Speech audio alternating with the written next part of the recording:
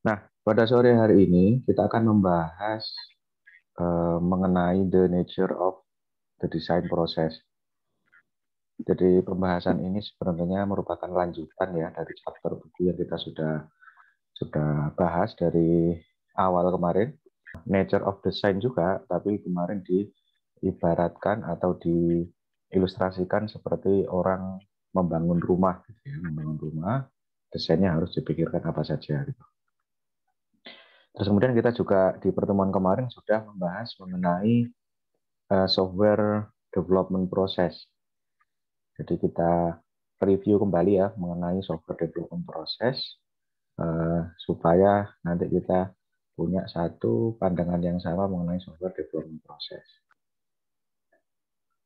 Nah, pada sore hari ini kita akan membahas mengenai ya, the nature of design process, lanjutan ya dari yang kemarin. Terus kemudian juga mendeskripsikan design qualities.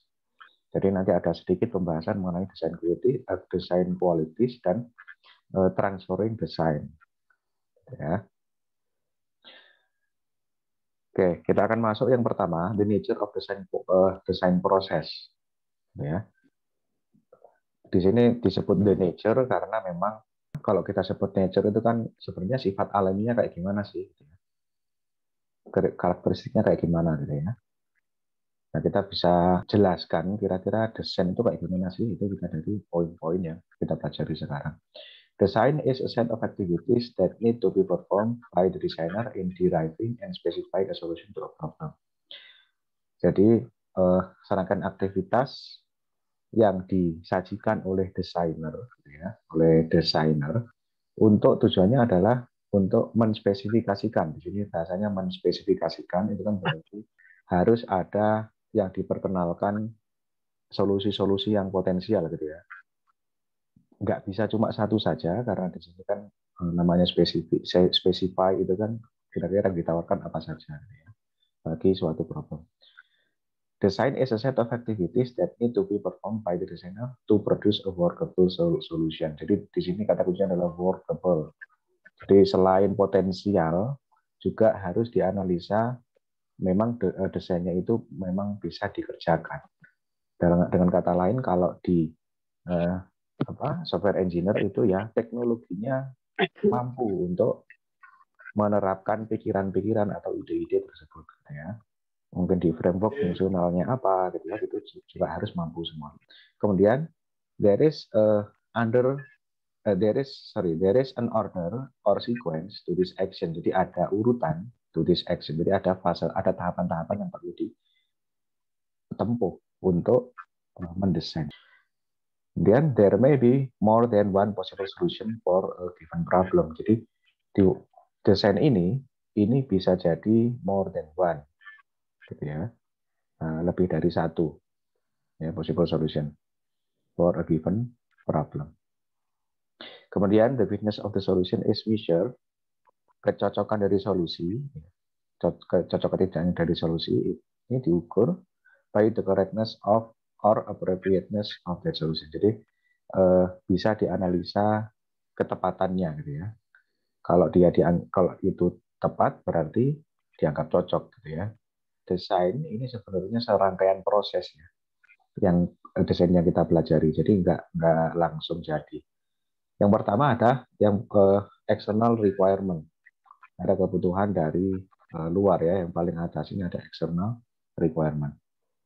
Ada permintaan dari luar. Terus kemudian yang pertama permintaan tersebut harus melalui proses clarity nature of requirement.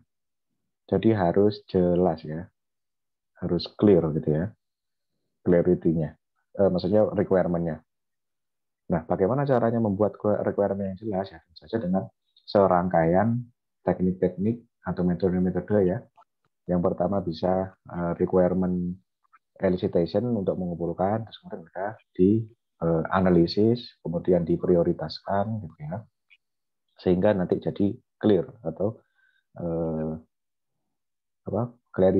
terklarifikasi. Ya. Kemudian yang kedua, ya ini ada namanya di sini proses requirement specification. Kemudian analyze needs and build black box model of problem. Di black box itu kan gambarannya kotak hitam, ya, yang dimana itu dalamnya nggak kelihatan, tapi cuma kelihatan luarnya saja. Jadi artinya apa? Black box ini hanya sekedar fungsi atau menganalisa ya permasalahan dari luarnya saja. Ya. Jadi problem dari yang terlihat saja. Ini black box, gitu ya. Jadi ya kita nggak tahu cara nanti bagaimana ngerjakannya, nggak tahu, karena kan kalau black box ya yang terlihat dari luar saja, gitu ya. Kita semuanya kita kita kumpulkan dulu kira-kira yang potensial menjadi problem itu apa saja. Dilanjutkan ke namanya functional specification. Postulate a white box design solution. Jadi yang namanya white box, ya, kotak putih, itu sudah dalamnya sudah kelihatan. Artinya apa? Nah, ini sudah ada solusi teknis, ya.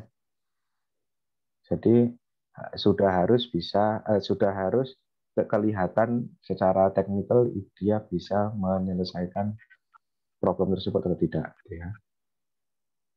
Jadi di sini disilakan sebagai white box. Kemudian, nah dari sini modelnya dengan white box model ini divalidasi, ya. Memvalidasi solusi-solusi ini bisa menggunakan prototype yang umumnya bisa menggunakan prototype. Jadi desain dibuat prototype, terus kemudian dievaluasi dengan si pemilik permasalahan tadi, tanda kutip, gitu ya. Terus kemudian dari pemilik yang mengevaluasi tersebut, dia memberikan feedback berupa list of mismatches. Jadi, ada apa sih yang kurang, gitu ya? Yang kurang dari solusi itu apa kira-kira? Terus kemudian diproses, diperbaiki lagi dengan siklus yang seperti ini. Jadi diperbaiki dengan siklus yang seperti ini. Kemudian sampai solusinya sudah tervalidasi, ya, maka masuk ke proses desain. Implementation of the design plan using a suitable construction. Jadi sudah mulai proses desain. The design process consists mainly for activities. Ya, ini yang tadi ya, postulate the solution, build the model of the solution, evaluate the model against original requirement, kemudian elaborate the model to produce a detailed specification of solution. Jadi postulate a solution memperkenalkan atau melakukan brainstorming, gitu ya, terhadap solution salah satunya, gitu ya. Terus kemudian build a model of the solution. Bagaimana solusi tersebut bisa potensial memecahkan permasalahan itu dimodelkan, ya. Kemudian evaluate the model against original requirement, dipetakan solusinya tadi, dipetakan kira-kira nantinya requirement itu dievaluasi pakai cara bagaimana, gitu ya, dipetakan. Kemudian elaborate the model to produce a detailed specification of the solution. Nah, kemudian dibuat secara lebih elaborate, lebih jelas, lebih rinci, gitu ya, model tersebut untuk membuat detailed specification of the solution. Jadi dibuat spesifikasi yang lebih. Kemudian the nature of the design process. The design process will not be implemented in a single precise sequence. Jadi desain proses tidak akan, gitu ya, terjadi atau diimplementasikan cuma satu kali. Ini tidak terjadi seperti ini. Jadi tidak hanya satu kali saja. Dan tidak mungkin precise juga. Jadi pastinya ada ya ketidakcocokan atau mismatch tadi, gitu ya, antara mungkin developer dan juga si pengguna. Kemudian the design process is iterative in nature. Jadi ya prosesnya karena memang cenderung ada mismatch, gitu ya, yaitu prosesnya iteratif, berulang, gitu ya. Kemudian the design process contains the extensive backtracking. Jadi pada proses desain ini ada backtracking. Jadi memperbaiki dari fase-fase yang sebelumnya, gitu ya. Jadi harus ada ekstensifnya, ada perpanjangan atau perbaikan gitu ya dari yang sebelum-sebelumnya. Jadi tugas utama dari aktivitas desain ini untuk membuat perencanaan atau rencana gitu ya yang dibutuhkan untuk software production to proceed untuk melanjutkan ke fase selanjutnya, fase implementasi, fase coding gitu ya. The form and extent of the plans will be determined by design practices. Jadi bentuknya, terus kemudian tingkatannya seberapa gitu ya. Dari rencana-rencana tersebut ini sangat ditentukan oleh praktek-praktek desain atau proses desain. Means of implementation and size of the system being developed ya. Then the plans will be concerned with describing ya. Rencana tersebut ini bisa dipahami gitu ya atau bisa dipertimbangkan gitu ya oleh tim lain atau si pengembang yang nanti akan memanfaatkan software desain dokumen kita itu dengan describing. Jadi deskripsi itu sangat penting. Kita nggak hanya cukup sebagai menggambar saja, tapi kita harus juga mendeskripsikan gitu ya. Kemudian ada juga design constraint. Designing software is rarely an unconstrained process. Jadi mendesain software ini sangat jarang sekali nggak ada batasannya. Contoh misalkan kalau orang dipesani software itu jangan jarang sekali buatkan aplikasi yang penting bisa ini gitu. Tanpa ada embel-embel nanti constraint-nya apa? Misalkan jangan sampai memorinya itu terlalu tinggi, programnya terlalu berat. Terus jangan sampai loadingnya lama, itu termasuk constraint gitu ya.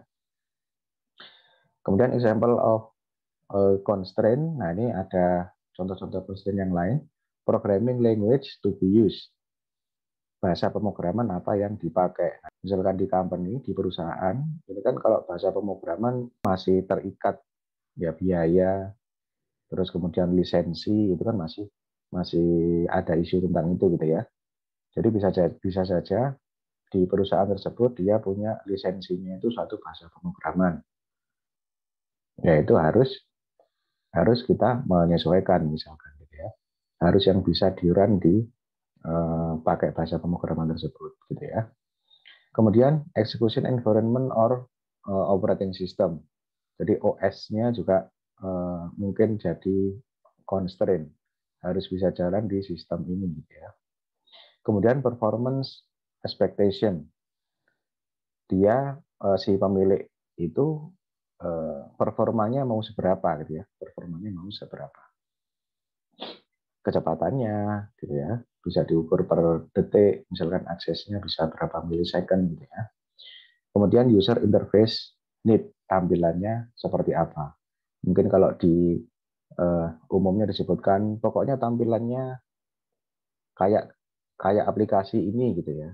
Nah, itu juga dia ya bisa jadi constraint. Jadi sangat jarang mendesain suatu peralatan itu yang nggak ada constraint-nya. Jadi kita perlu cari ya constraint-nya apa. Kemudian ya recording design decision. The need to record the design decision ya from the viewpoint of design and maintenance tasks. Jadi dibutuhkan proses dokumentasi ya, proses desain, pengambilan keputusan terhadap desain gitu ya. Ini sangat dibutuhkan untuk didokumentasikan. Ya, gunanya apa? Gitu ya. Quality control is the main intention to record the design decision. Jadi salah satu gunanya adalah supaya bisa di quality control. Kenapa sih kok ini dibuat seperti ini? Pertimbangannya apa? Ini juga harus didokumentasikan. Dengan problem yang sudah ditangkap di awal, kenapa kok desainnya dibuat kayak gini? Itu juga harus didokumentasikan. dideskripsikan gitu ya. Kemudian benefits to the new members of design and maintenance team. Jadi anggota baru ini bisa melihat deskripsi atau recordingnya tadi, sehingga bisa ketika bergabung itu nanti bisa ngikuti dengan tim yang lainnya. Kemudian generally design decision are represented through the diagram or other notation. Jadi biasanya design decision ini dibuat, direpresentasikan pakai diagram atau ya notasi-notasi atau simbol-simbol yang lain. Ya. Jadi ini pentingnya merecord design decision. Kemudian, nah ini, jadi di sini pembahasannya seakan chapter-chapter gitu ya, karena ini saya ambilkan dari buku, dan di buku itu kan biasanya kayak kalau kita baca ada sub-pembahasan gitu ya. Jadi satu slide ini tadi memang satu chapter, satu sub pembahasan gitu ya. Jadi apa yang perlu diperhatikan gitu ya dalam fase desain gitu ya, atau karakteristiknya apa saja sih yang di fase desain. Kemudian designing with other, kita juga perlu memperhatikan ketika mendesain dengan orang lain atau untuk orang lain gitu ya. We need to consider some parameters while designing a solution to problem. Jadi kalau kita mau mendesain untuk seseorang, itu kita nggak bisa mendesain ke individualnya saja. Terutama di aplikasi-aplikasi atau program-program yang besar ya. Misalkan yang si individual yang ditugaskan untuk memesan program, itu datang ke developer. Nah, pengennya dia kayak gini. Gitu ya.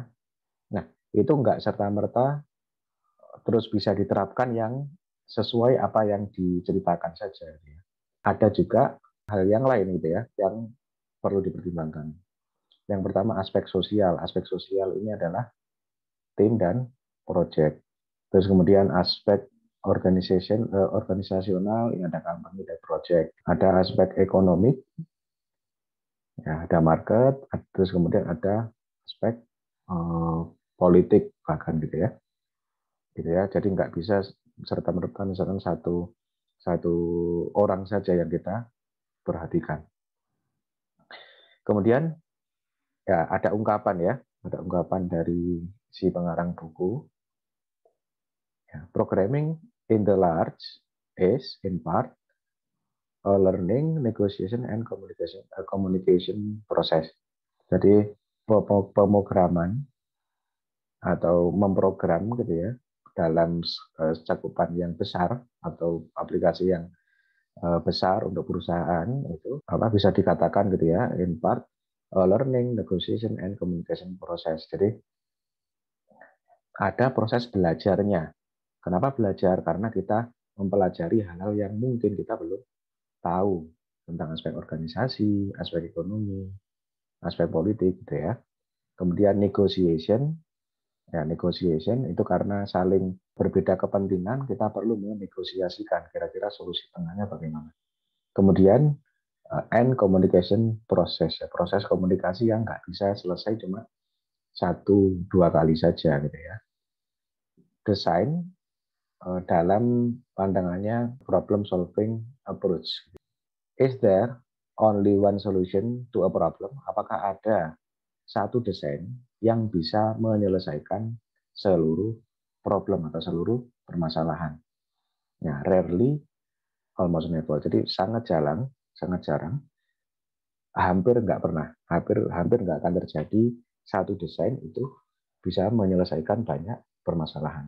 Pada misalkan berdasarkan contoh rumah tadi, is there a systematic approach to design?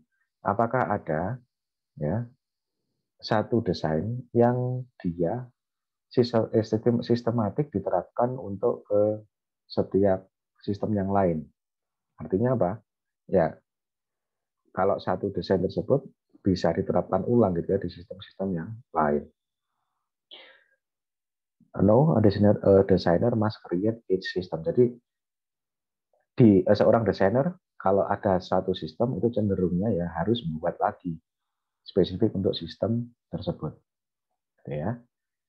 Kemudian identify the properties required, ya harus mengidentifikasi properties yang ada, seperti yang tadi sudah disinggung, ada constraint, ya aspek-aspek yang lain tadi ya, seperti pada skema rumah tadi gitu ya. Kemudian dicari tahu juga stakeholder-nya. Stakeholder-nya siapa? Ya, customer, ada user, ada owner gitu ya. Kita cari tahu stakeholder-nya siapa, yang pengambil keputusannya siapa. Ya. Jadi masih mempelajari karakteristik pada proses desain. Main characteristic found in almost all design problem. Ya, no single right solution. Tidak ada satu solusi yang bisa sesuai pada seluruh permasalahan. Gitu ya. Ketika kita membuat desain, gitu, ya harus sesuai dengan permasalahan yang spesifik, gitu ya. Nggak bisa untuk memecahkan seluruh permasalahan. Many factor and constraint to be balanced in choosing a solution. Jadi banyak faktor dan constraint ini harus ditimbang gitu ya, dipertimbangkan untuk mencari solusi. Kemudian no one measure of quality. Quality itu berdasarkan sekumpulan orang gitu ya. Jadi secara objektif bukan subjektif. Kemudian no particular process that can ensure that we can even identify a acceptable solution. Jadi nggak ada satu proses pun yang bisa meyakinkan bahwa proses tersebut pasti akan menghasilkan sesuatu yang pasti diterima. Ya. Jadi nggak ada proses yang pasti nanti bisa menghasilkan solusi yang pasti diterima. Jadi pasti ada kemungkinan untuk kegagalan, ada kekurangan, gitu ya, ada yang kurang aja. Itu nanti pasti akan ada aja gitu ya. Oke, itu adalah karakteristik atau nature gitu ya, yang ada dalam proses desain yang bisa kita poin-poinnya bisa kita pegang gitu ya. Oke, selanjutnya sedikit sebenarnya mengenai pembahasan design qualities. Fitness of purpose doesn't provide an absolute measure of quality. Purpose-nya perangkat lunak, si developer sudah ketemu kira-kira purpose-nya perangkat lunak itu ini gitu ya. Ini doesn't provide, tidak menjamin an absolute measure of quality. Tidak menjamin kualitasnya itu akan sesuai atau sesuai dengan pengguna. Misalkan perangkat lunaknya itu tujuannya adalah functional requirement-nya A, B, C, D gitu ya. Belum tentu kalau dari functional requirement itu saja kualitas perangkat lunak itu kalau misalkan requirement-nya sudah terpenuhi semua itu belum tentu kualitasnya itu bisa dianggap baik gitu ya.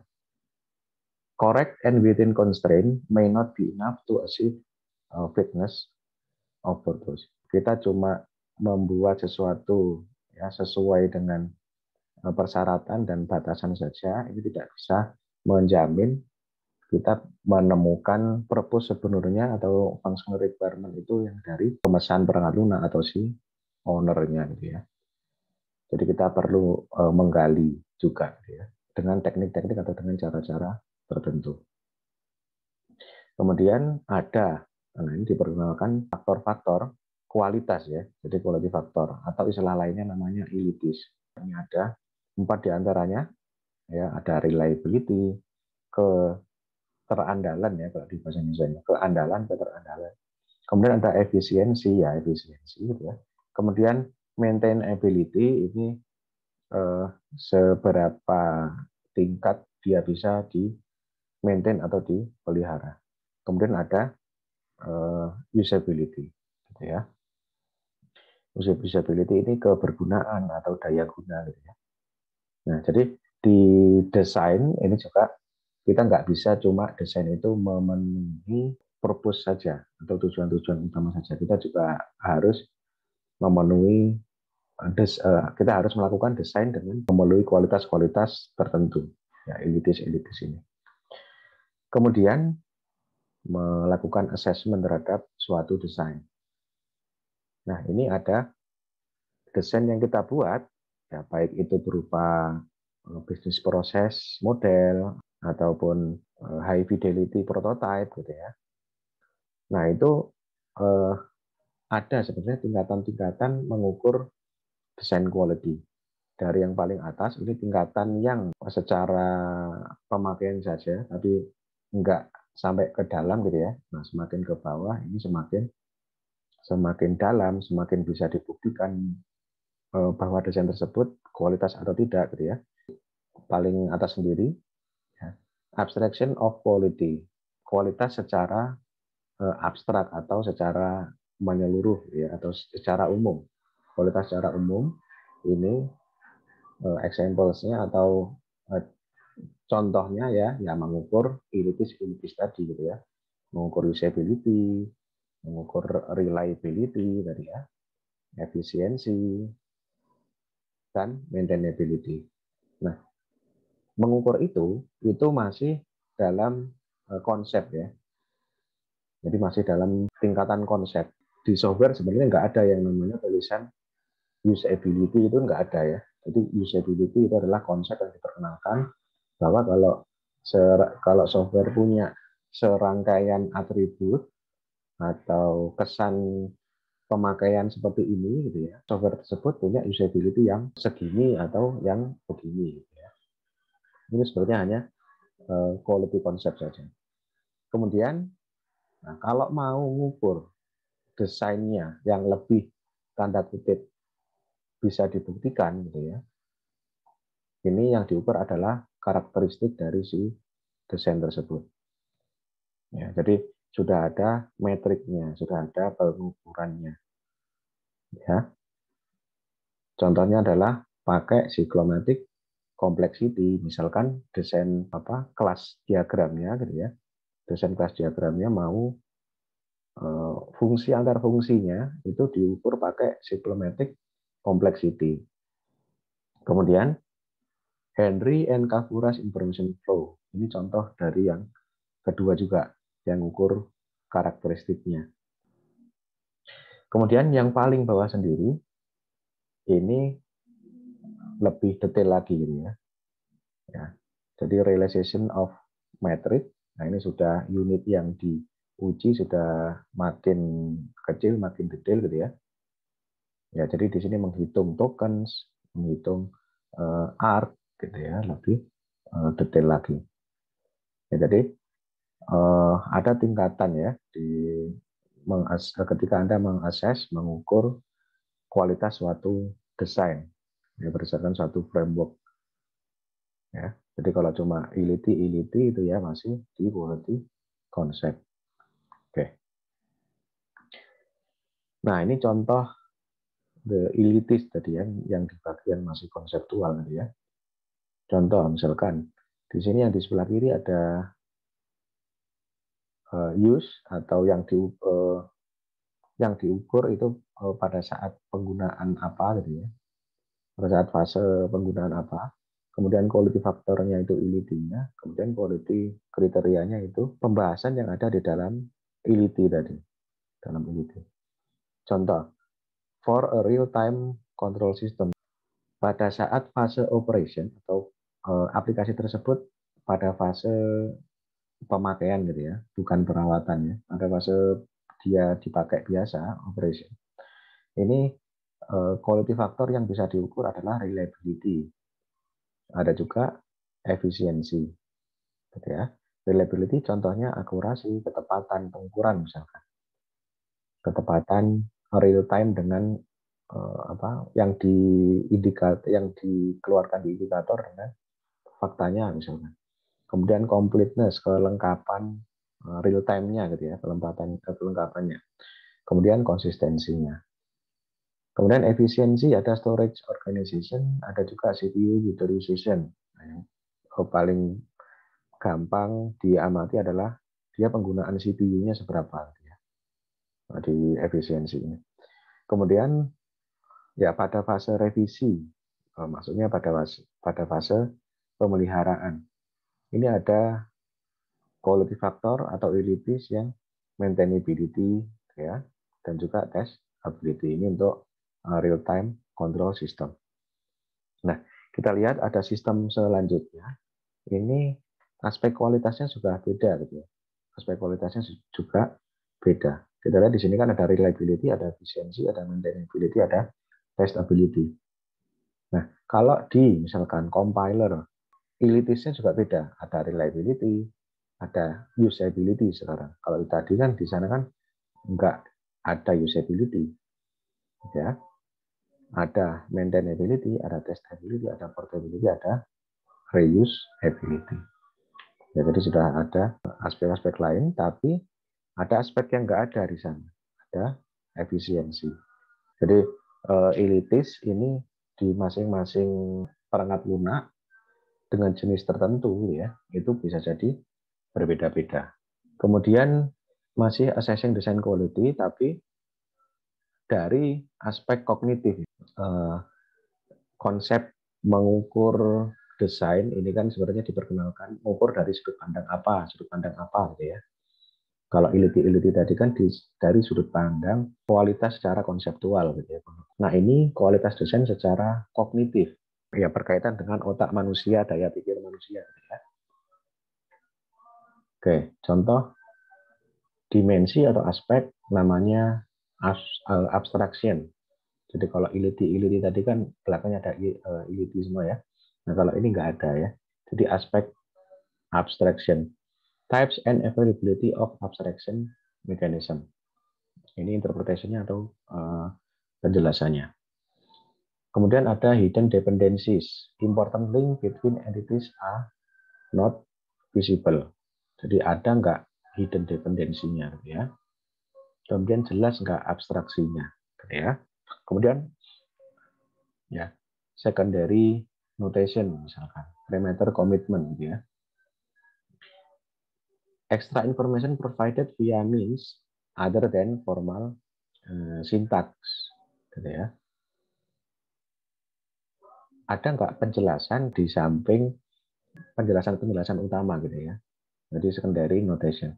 Kemudian viscosity, ada nggak dia itu kemampuan untuk resistant to change. Ada juga visibility, ability to view component easily. Jadi ini adalah aspek-aspek yang diperkenalkan yang lain tentang kognitif atau dari sudut pandang kognitif dimension tentang aspek design quality, ya. Oke. Nah, review dari pembahasan di hari ini. Yang pertama mendeskripsikan the nature of design process. Jadi kita membahas mengenai karakteristik atau poin-poin yang kita perlu perhatikan dalam desain proses. Kemudian yang kedua adalah mendeskripsikan desain qualities. Jadi kualitas mendesain dengan kualitas-kualitas tertentu gitu ya. Jadi kita sudah lihat di kualitas yang secara konseptual paling atas sendiri gitu ya. Ada juga yang pendekatan kualitas tapi yang formal, yang di bawah level-level bawah tadi ya di gambar tadi. Nah, jadi kita ada juga yang kita tadi perkenalkan ada aspek kognitif, jadi sudut pandang kognitif bagaimana mata manusia, otak manusia itu memproses suatu informasi yang disajikan dalam perangkat lunak, gitu ya. Oke, jadi mungkin apa yang perlu saya sampaikan di pertemuan kali ini cukup sampai di situ dulu.